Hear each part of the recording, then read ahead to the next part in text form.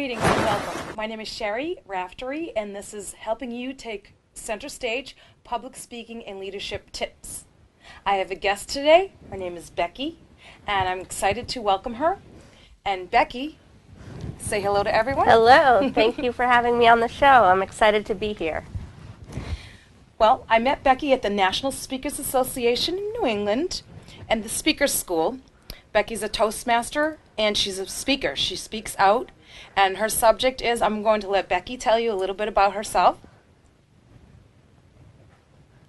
I do a lot of speaking around the world about accepting differences in others. Since I was born with a physical difference, I can't hide my difference, and I encourage others to open up about their differences.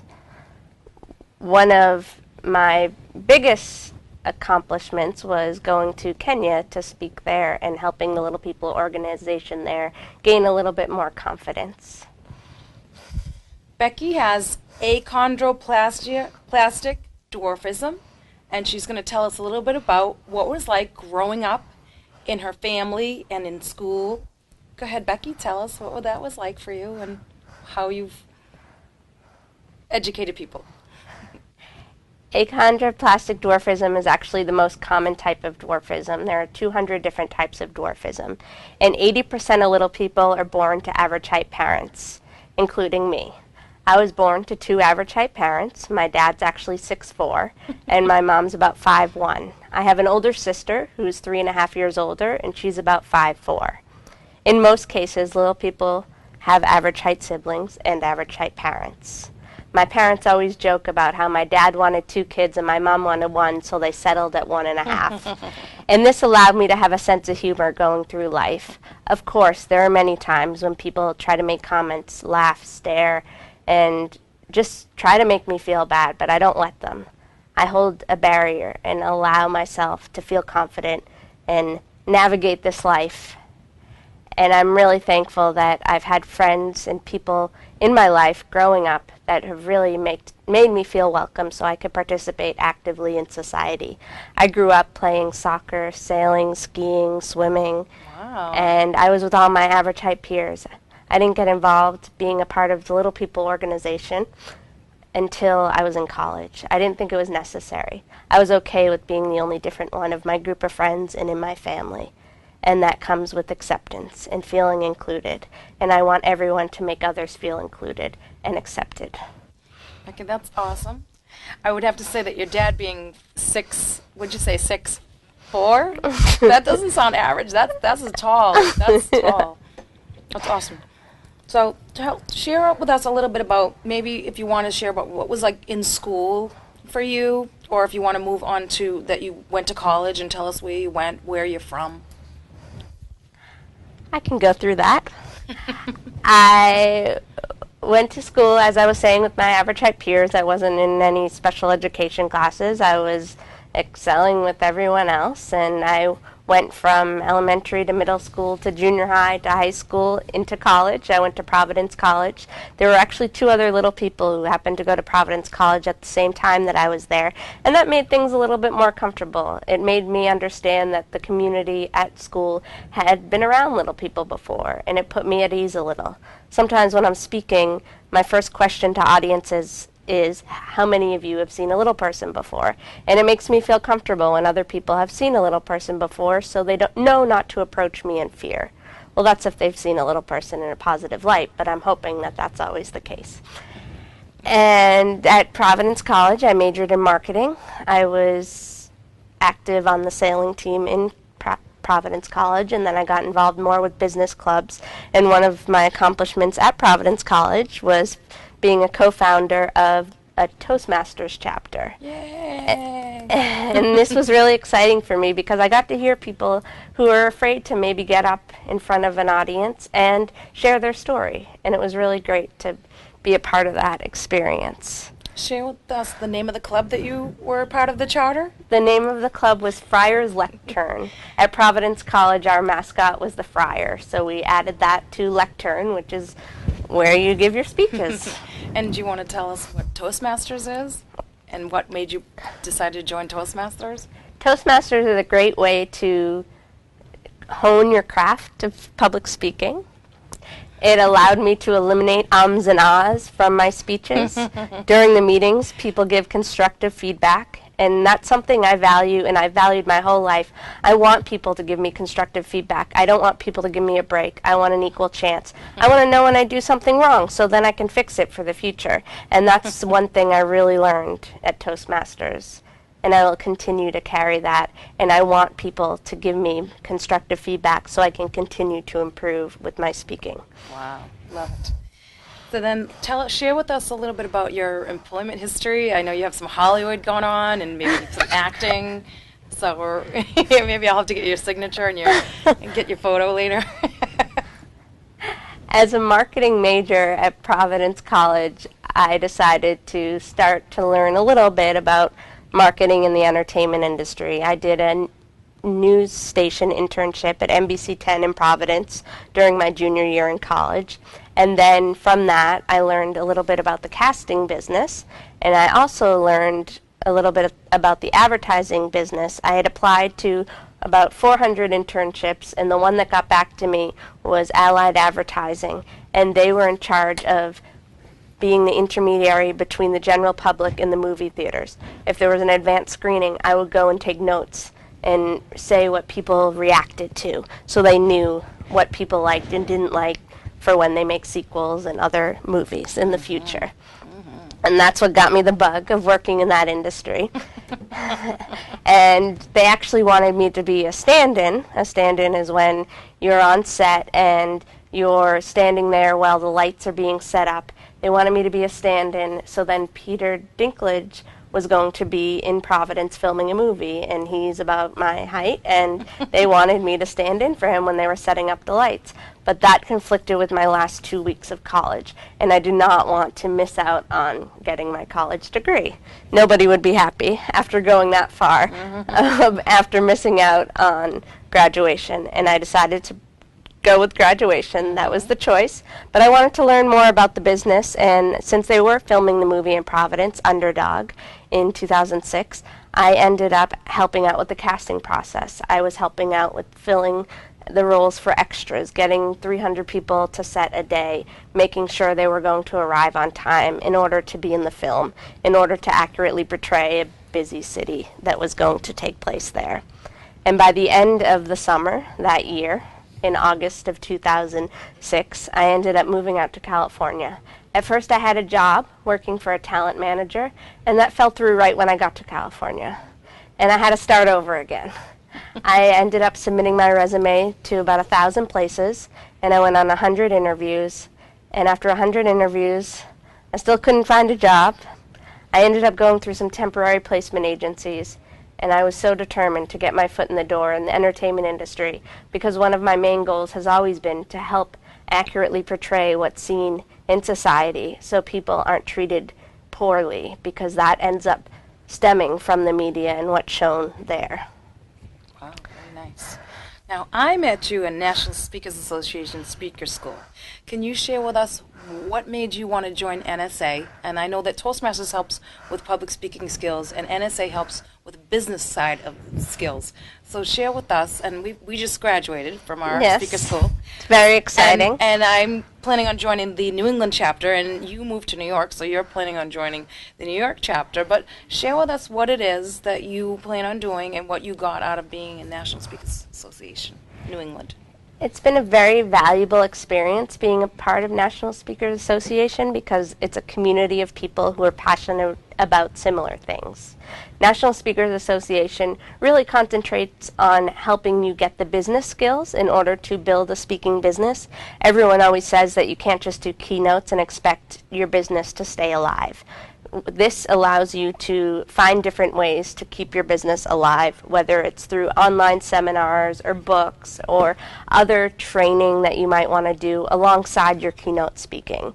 And up until this point, I have just been doing keynote speeches, so I would like to explore the other areas. I know that I do want to write a book someday.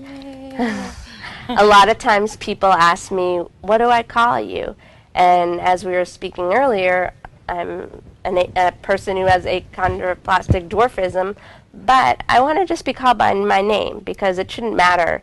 That part is just a part of who I am. It's a part of what brings me to this life, but I want to be known for me as a person before anything else. There's a definition of achondroplasia. I know I've got to get it right. But I'd rather you say it because I looked in the dictionary, and when you say it, it's just so much more easier to understand. So explain to us what it is. Because there's many forms, right? There's different forms Yes. of dwarfism. People may not realize how many forms there are. There's about, what, 40? 200. 200, yeah. Okay. So share with us the definition that you can help us explain it to us so we'll understand easier. As an achondroplastic dwarf, I am standing about 4 feet tall, and guys who happen to have achondroplastic dwarfism could be up to 4'6" or 4'7". And most little people, well, all little people, are 4'10" and under. So within the 4'10" and under, there are 200 different types. I can mostly just speak about my type because it's my personal experience. So most little people are born as achondroplastic dwarfs, and then the others fall into other categories, but it's a smaller population. Mm-hmm. So we're the majority within the minority. And I feel very tall when I'm around a lot of other little people. Yeah. But basically it means that right now you and I are sitting, and I'm your height sitting. Yeah. I have an average height torso and shorter arms and legs. Mm-hmm. And this allows me to see over the windshield when I'm driving. Mm-hmm. I need pedal extensions that connect from the pedals of the car that come up to my feet. Another thing I need to think about is being closer to the wheel, since my arms are shorter and they don't extend fully. They are permanently bent a little bit. And I need to be closer to the wheel, and that means that we have to deactivate the airbags because they would come out too close to my face and not in the right place if I were to be in an accident with them. But now they do require cars to have a switch because there could always be someone who's average height who's driving my car. But basically, I'm just a smaller body, but my torso is the same height as everyone else's. My organs are more compact within my average height torso because they don't have many other places to go in other parts of my body. But I'm expected to have the same life longevity as other people. My head happens to be a little bit bigger. When I was younger, we had to watch for it a little bit. I have narrow ear canals. It did cause me to have a few more ear infections growing up. But right now, I don't have any problems that would be related to anything other than getting older. But growing up, I did have some medical complications. I was born with bowed legs, so they had to take bone out of both legs in order to straighten them out. Then when I was 13, I had bone taken out of my pelvis to put back in my legs to straighten them out as I was finished growing.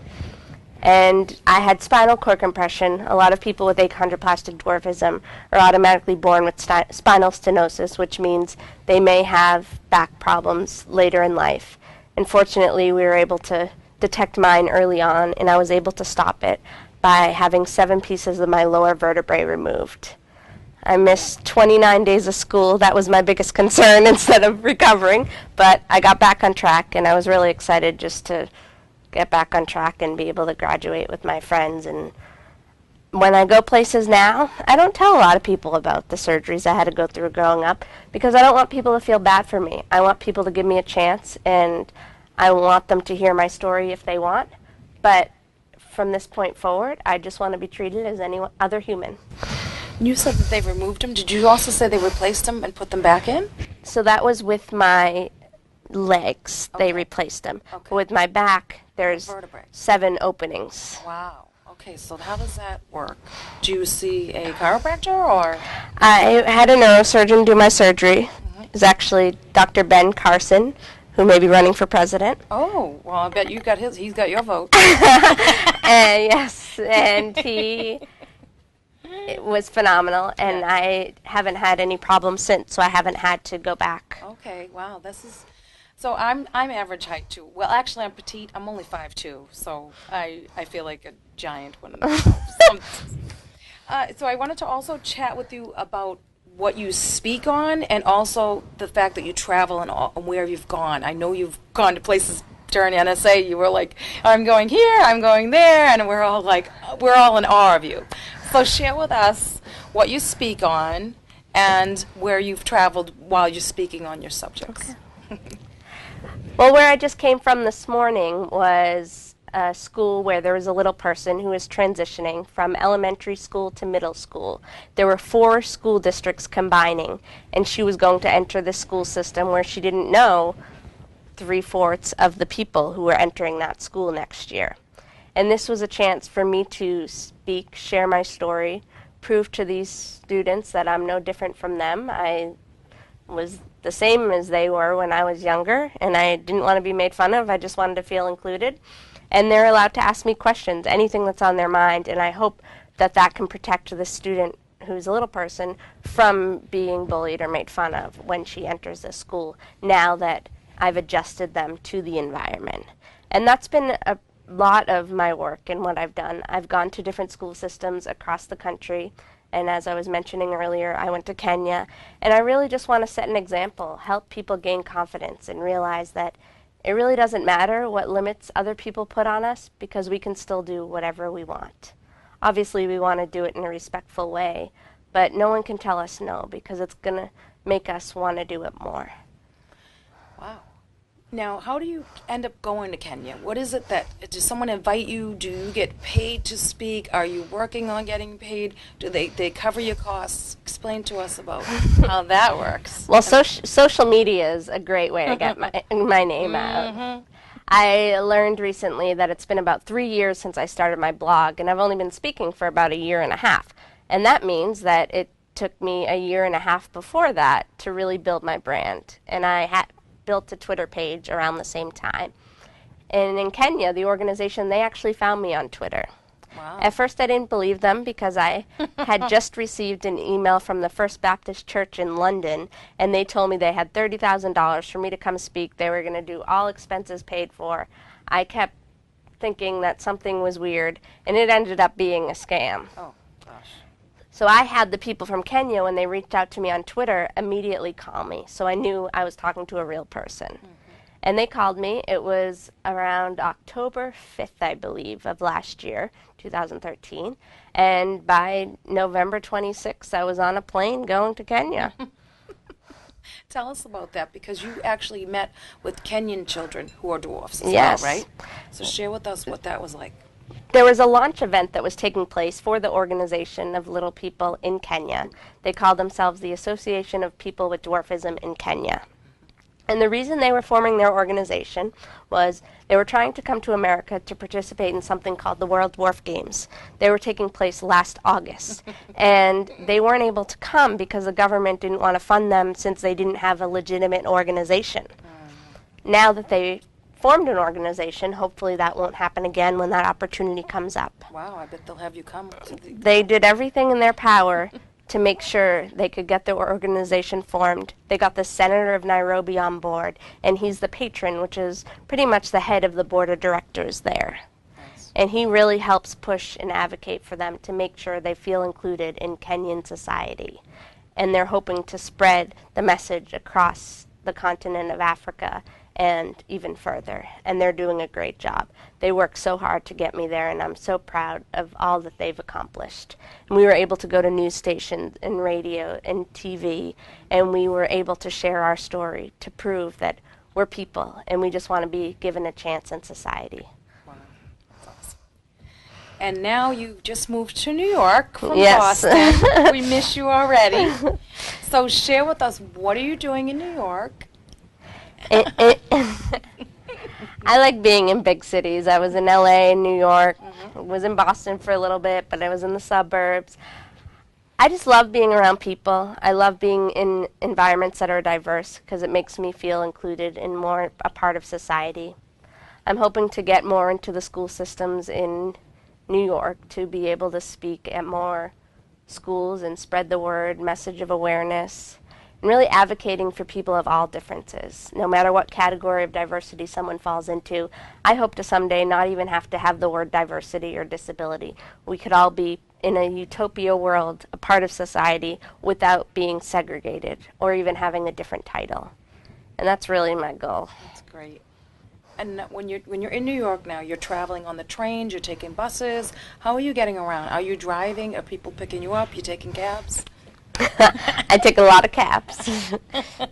But I walk a lot. I walk a lot around the city, Yeah, and it's a big. great way to get exercise Yeah. and walk Yeah. and explore so many different places that exist. So mostly walking, and I do take the subway. Yeah. There are a lot of stairs involved. They're trying to make the city more accessible, but I do still see people in wheelchairs who may be struggling to get around because sometimes things aren't very accessible. And I'm fortunate that I do have the ability to do stairs and all of those things, and I hope that I can continue to just stay active. And that city definitely motivates me to stay active. Well, please share with us a public speaking tip and a leadership tip, things that you've learned along your travels that you want to share with us. Go big or go home. Right? It's important to go after what you want and chase whatever you have on your mind. There's no, I'll do it later, I'll do it tomorrow. You have to work towards it now because you never know if there's going to be a tomorrow. Act confident. Don't worry about what other people think. It's important to get constructive feedback, but you can learn from it rather than being discouraged by it. Very nice. And what would you also like to share with us? What's your goal? What do you see yourself doing? In addition to what you're doing now, what do you see yourself doing in a few years from now? I want to just continue to help make a difference by being the best version of myself. I want people to know that anyone, if they're the best version of themselves, they can bring out the best in others. I want more people to share their stories of differences with me because that'll help me understand them more and we can realize how much we're all alike in reality. I truly believe that anything's possible for anyone, and if you set your mind to it, you can do it. You just have to work really hard towards it and don't get discouraged and don't be afraid of rejection. So give us also a leadership tip, something that we can take away. In order to be a leader, you can't wait around for everyone else. You have to do what you want to do, and you'll attract the right people into your life, and they will follow. Very nice. And anything else? Who have you met along your travels that either has impressed you or helped you or overwhelmed you with, oh my gosh, I can't even believe? One of my greatest mentors who I met a while ago back in California at the Free the Slaves Awards is Sir Ken Robinson. And I feel that he is 5 levels, even more levels above me in the speaking business. And I really feel honored to have him as a mentor and be able to give him a call. I actually just gave a TED Talk recently, and he was able to give me the encouragement before my talk, prep me for it, because he's had a lot of experience with TED Talks. And I think it's important for people to find someone who does exactly what they're doing or what they want to do, and just ask the question of, will you sit on the phone with me, answer a few questions, will you help me out? Because you need to think of someone who does something really well that you want to do in order to learn from the best. If someone wants to hear your TED Talk, what do they do to hear it? I did my talk at TEDx Lowell, so you can go on the TEDx Lowell website and it'll be there. Anything else you want to share with us? You want us to know about? You said you speak on 2 things, helping people accept the difference in others and setting goals and working toward them. Yes, it's important to just treat everyone with respect, treat people the way you would want to be treated, and really just find what you're passionate about and go after it. Someone asked me earlier today, do you ever get nervous when you're speaking? And I said, of course. We all get nervous at one time or another. But when I find what I'm passionate about, the nervousness goes away and I'm able to spread my message. You mentioned writing a book. Tell us about the book and what would the name of the book be and what would the subject be? Well, we had mentioned earlier that it would be Just Call Me Becky. I like that. And I want the subject matter to be just my life and how I don't let anything stop me. And I don't want anyone to let anything stop them. So many people sit back and say, I wish, I want, I should. But you should just do. Get out there and do it. Right, like you are. And you're motivating a lot of people. I'm trying. Everyone needs to be motivated. And then you'll find your happiness. It was really great to have you today. I have a little gift for you. Oh, you Let me shouldn't just grab have. it. I'll actually even pull it out. Because I want you to know that as far as you travel, no matter where you go, that you're from Boston, and you'll always be from Boston. Aww. So please remember us little people.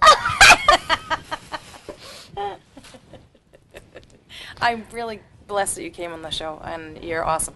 You're awesome. Thank you. I enjoyed it. I really am so thankful that you came and you were on my show, Becky. You're awesome. Thank you do for having motivate. me. This concludes my helping you take center stage, public speaking leadership skills. If you would like to be a guest, I'd love to have you. And I'm looking forward to finding out more about what you do that motivates people.